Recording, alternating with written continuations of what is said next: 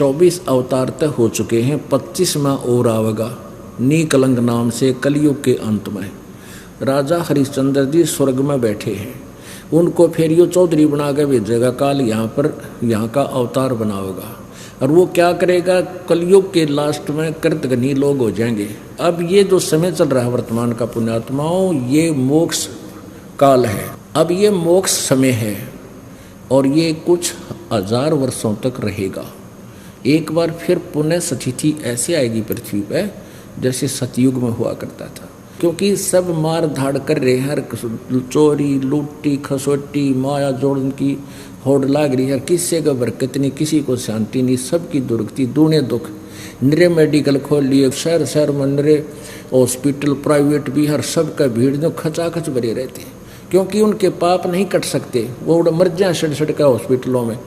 और परमात्मा की दया से वो रोग आपके वैसे ही ठीक होने लग जाएंगे, क्योंकि परमात्मा से बड़ी कोई शक्ति है ही नहीं। लेकिन वो होंगे किस तरह, इस विधि से आपके अंदर नम्रता, आपकी भक्ति बढ़ेगी। तो ऐसे ये एक बार पूरे विश्व में एक बार या दौड़ रुकेगी, नहीं तो आग लाग रही है। बाण भाई का प्यार रहा नहीं, माया माया दिखे है, भाई भाई का माया के ऊपर मिनट में मुकदमा, लट्ठम लट्ठा, बाप की इज्जत नहीं, माता पिता से प्यार रहा नहीं, और कोई साहूकार दिखता ना। मान किसी ने 2 नंबर करके इकट्ठा भी कर लिया, फिर पाप का भागी बनेगा, आगे 84 लाख योनियों में दुख पाओगे। तो बालक नादान बच्चे हैं जो जहर खा रहे हैं, जब इनको ज्ञान हो जाएगा फिर छुएंगे नहीं, हाथ भी ना लावें। तो अब ये समय बहुत अच्छा चला। लास्ट अब क्या होगा, जब ये युग, ये कुछ समय है, मालिक का ये ज्ञान पूरे विश्व पर जाएगा, इसने कोई नहीं रोक सकता, क्योंकि सबको जरूरत है परमात्मा की, और यहाँ सुख होता है सबको। तो वहाँ जाने के बाद तो फिर लास्ट में कति कृतघ्नी प्राणी हो जाएंगे, भक्ति कोई करेगा ही नहीं, क्योंकि अभी तक तो ये ही नहीं पता था भगवान कौन है, मंत्र कौन सा जिस तो भगवान मिले, ये रोड़ा रड़ा रखी थी बात। अब ये कंसेप्ट क्लियर हो गया।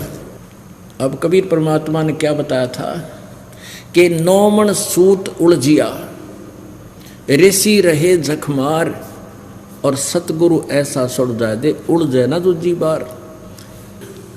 1 किलो सूत हो ना, सूत धागा, पहले कच्चे सूत होया करते, वो उलझ जाता, जब उन्हें खींचा तो टूट जा, गांठ पड़े, वो धीरे धीरे सुलझाना पड़ता था। वो सारे दिन में 1 किलो भी सुलझ कर नहीं देता था।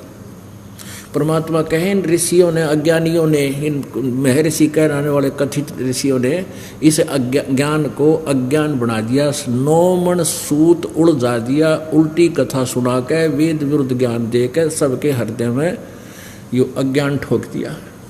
अब 9 मन सूत उलझा रखा है इस ज्ञान का, और कहते हैं 9 मन सूत उलझिया, ऋषि रहे झकमार, और सतगुरु ऐसा सुलझा दे उलझे न दूजी बार। अब यो ऐसा सूत सुलझा दिया गया है, ये तत्व ज्ञान रूपी एक ऐसा रोशनी दे दी है, ये सारा सूत सुलझा कर तय करके रख दिया। अब ये उलझ नहीं गा, इस कलयुग में नहीं उलझेगा यो ज्ञान, जिसने भक्ति चाहिए। अगर भक्ति करना बंद कर देंगे वो अलग बात है, क्योंकि ये कुछ दिनों तक ये साइंस काम करेगी। अब पुण्यात्माओं, आज साइंस के चक्कर में आकाश में बना के विमान घूम रहे हैं, इससे भूल गए भगवान को। अगर 2 वर्ष वर्षा ना करे परमात्मा, ये धरे के धराए रह जाएंगे। कंप्यूटर, सैटेलाइट, नेट, इंटरनेट, इन्हें कोई देखने ही ना रहेगा, मर जाए भुगत भुगत तरफ तरफ का।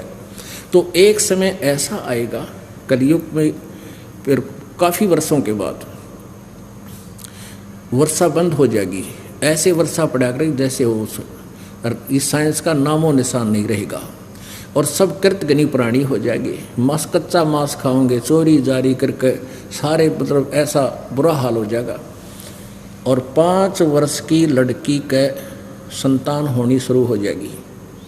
20 वर्ष की आयु होगी, उसमें 5 खंड होंगे। 15 वर्ष की आयु में सभी मनुष्य, स्त्री पुरुष, युवा भी हो लेंगे, बूढ़े भी हो लेंगे, मर भी लिया करेंगे।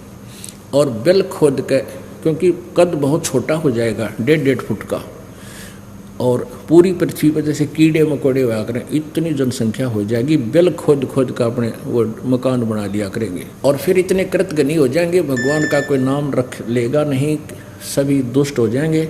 तो उस समय ये नीकलंक नाम का अवतार होगा। 25वां अवतार और 10वां भी उसी को कहते हैं, 25वां भी उसी को कहते हैं। उसकी बहुत लंबी खड़ग होगी, तलवार होगी, वो अच्छी मजबूत शरीर का होगा और फिर इनको ऐसे काटेगा जैसे अड़ंगा काटा कर किसान खेत में, इन सभी को मारेगा। उस समय किसी के हृदय में जरा सा भी कोई परमात्मा की जगह बची हुई होगी। वो कौन होंगे? वो आप में से होंगे, क्योंकि जो ई पार हो गए, पूरा विश्वास करके भक्ति सत करके मर्यादा में रहे तो पार हो जाएंगे, और कुछ रह गए काल के हाथ लग जाएंगे, उनका फिर मनुष्य जन्म होता रहेगा इस पुण्य के कारण।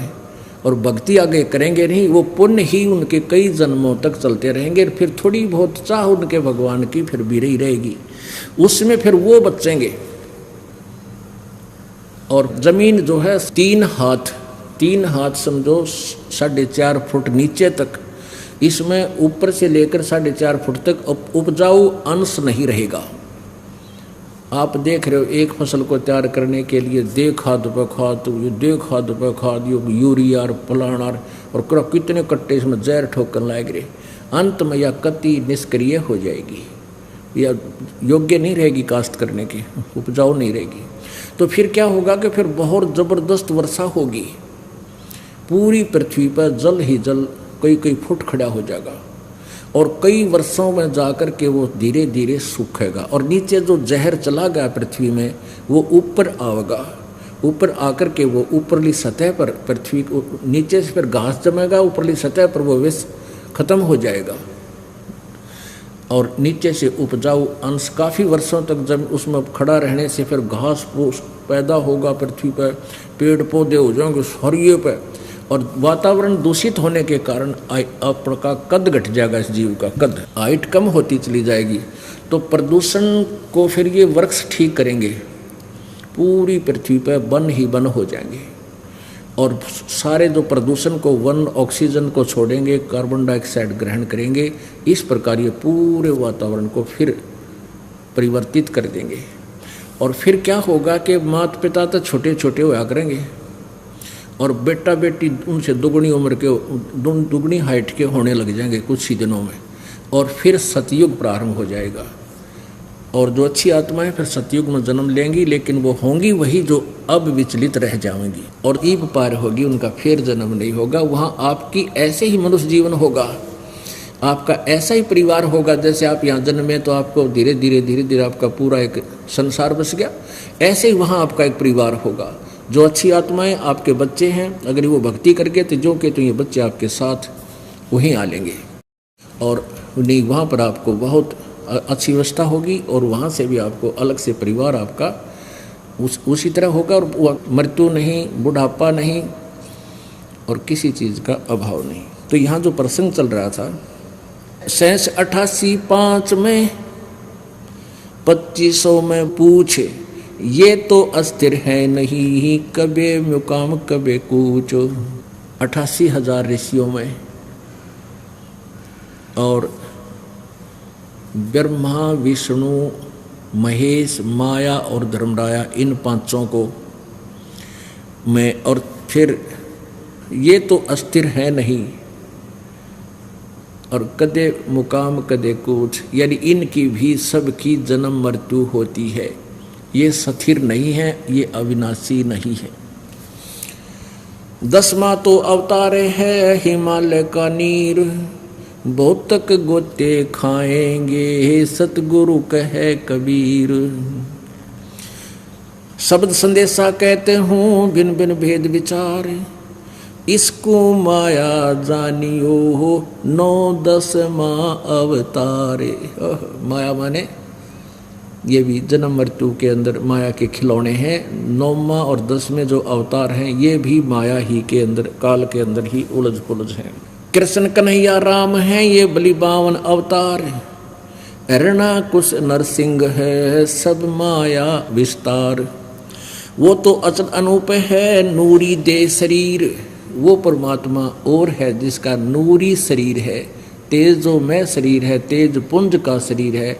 अब हमारा शरीर है 5 तत्वों के पुंज का, पुंज माने समूह, 5 तत्वों का पुंज है, और वो केवल एक नूरी तेज पुंज का शरीर है परमात्मा का, निराकार शरीर है मालिक, निराकार है परमात्मा, निराकार नहीं नर आकार, मनुष्य जैसा साकार है। धरता को करता कहें बड़ा अंदेशा मोहे, पारस पद भेंटा नहीं जिसको कहिए लोए। लोक अलोक द्वीप सब पूर्ण पद प्रकाश, धौल धरनी सब जावेंगे थिर सी आकाश।